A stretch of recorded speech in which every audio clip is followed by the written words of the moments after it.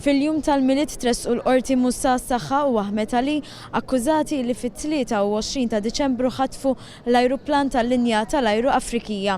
Fil-qorti huma kienu akkumpanjati minn avukati ta' lajnuna legali u d-dim l-akkużi miġjuba kontrihom huma wieġbu mhux ħatja.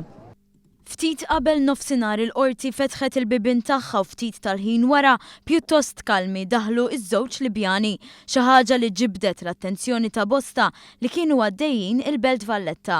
Il-prosekuzzjoni mmexxija mill-ispetturi George Cremona u Omar Zara resqet 8 akkużi fil-konfront tal-Libjani u ma kienu akkużati li b'mod gravi intimidaw popolazzjoni u ġelu gvern jew organizzazzjoni jastjenu milli jwettqu xi att b'konsegwenza li distabilizzaw strutturi fundamentali politiċi, soċjali u ekonomiċi. Kienu akkużati li jeddow lill-kaptan, beżżaw lill-kaptan u weddowh bil-mowt.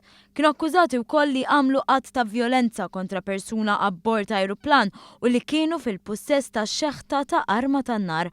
Wara li l-interpretu fehmhom l-akkużi miġjuba kontrihom, iż-żewġ Libjani wieġbu mhux ħatja. Iż-żewġ Libjani huma Musa s-Saħħa li għandu 27 sena u Ahmed Ali li għandu 28 sena.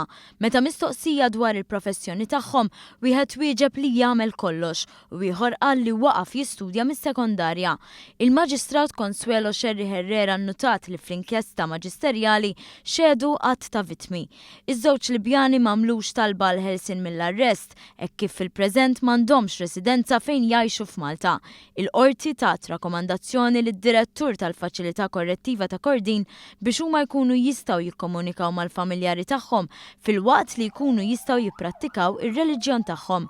Hekk kif intemmet is-seduta, iż-żewġ Libjani ġew eskortati lejn il-Faċilità Korrettiva ta' Kordin taħt sigurtà stretta. Jekk jinstabu ħatja jistgħu jeħlu bejn 7 snin u oħmor ħabs.